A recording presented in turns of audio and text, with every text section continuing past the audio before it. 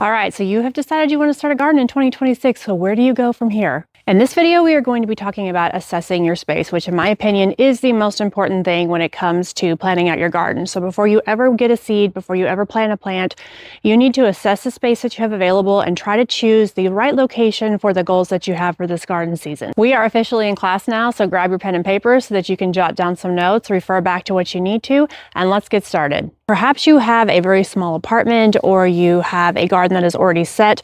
We will have to work with what you have in those spaces. For this video, we're specifically going over how do I choose if I have a backyard, where is the best place for me to plant a garden in? So the most important thing, in my humble opinion, is going to be your sunlight requirements. There are a lot of things that you can change in your garden if you have a slope, if you have pooling, if you have poor dirt. But one of the things that is very difficult to change is how much sun you actually get in those spaces. You have to think about things like your trees. Are they going to shade that spot later in the day? About your house, anything that might be blocking the sun. And do you have poor sunlight to start with? Most of the things that you are going to want to grow, if you are wanting any kind of vegetables, fruit, a lot of flowering varieties, they need at least 6 hours of sun, if not 8 hours. And so if you are choosing a space that only gets 4, it's going to really limit the amount of plants that you can put in there and also your yields. Now, this doesn't mean if you have a place with 5 or 6 hours of sun that you won't get any amount of produce off of it. It just means you're not going to get your abundance that you're looking for. You are not going to get the kind of garden that you're looking on Pinterest or Instagram. When you see these great gardens, you have to give your plants what they require.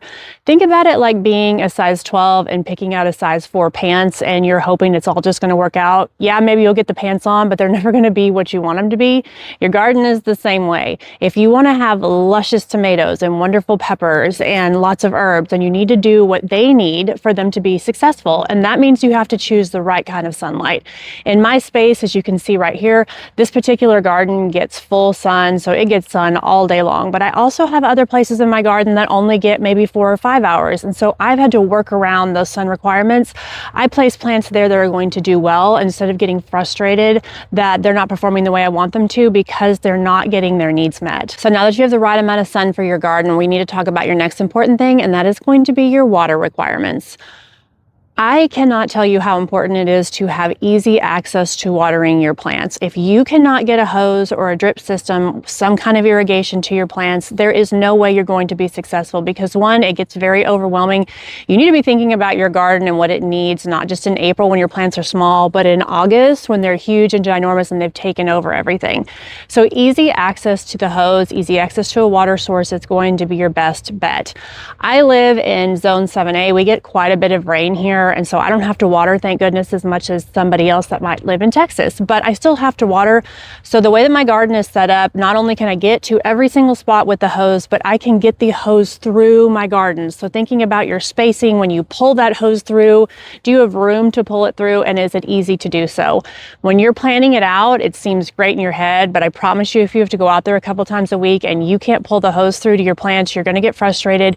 You're going to give up. When you're planning out your space, make sure that you're thinking, will I be able to get my water hose to this? Do I need to grab another water hose to make it longer? Can my hose be pulled through, or do I want to use a drip system, and what is that going to look like? Can I afford that? And how am I going to get it to all of my areas in the garden? This is such an extremely important step, and I promise you, if you will think about it before you actually get your plants in the ground, you're going to save yourself a lot of heartache. And on the note of water, you also need to think about what happens in your yard when you get a big storm. Think about what spaces does water run through? Does it pool in certain areas? If I get a big storm, am I going to have this little river running through my bed that washes out my plants or my seeds? If you have a place that pools really easily, that's probably not the most ideal place to put a plant, because that means that your soil does not drain very well. And it also means that your plants are going to be just sitting, and it's going to disrupt the root system. All right, so we talked about our sun, we talked about our water. Now let's talk about the actual space. You're going to need to think about soil. Don't worry so much about the soil you currently have, because that is easy to fix. You can amend soil. You can do raised beds, you can do compost, you can add in new dirt if you need to. That part is fixable. But if you have one space in your yard and you're trying to choose between two, let's say you have one that has a lot of trees and bushes and there's lots of roots underneath there, it's sloped a little bit, and you have one space that's a little bit more ideal. That's how I I would choose those spaces. The next thing I want to talk about is the ease of access to your space. I think we get really overwhelmed with making sure we have all the right elements, and then we don't think, how am I going to get to these spaces? Let's say your first garden is going to be 4 garden beds, all right? So you have 4 rectangular beds, and maybe you add in a cattle panel there. You need to think about, how am I going to structure this so that I can get to every side of my bed? How am I going to put in my cattle panel so when those plants grow, it doesn't shade the things that need sun? How am I going to get my hose through there? Do I need to get a wheelbarrow through there?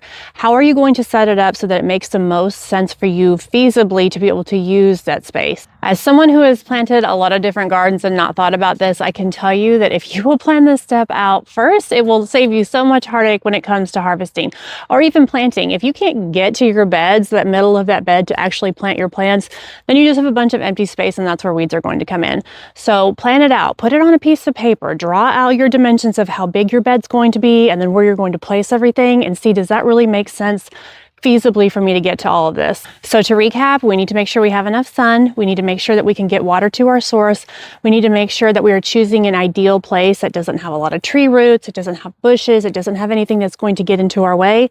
And then we also need to plan out our space so we can access it. I think this is a great little blueprint for you to get started on, and then we will build on these steps. So remember, find your garden why. That is going to dictate what your spacing requirements needs, and then really plan out that space to the best of your abilities. If you have specific questions, drop them in the comments, and we will meet each other next time.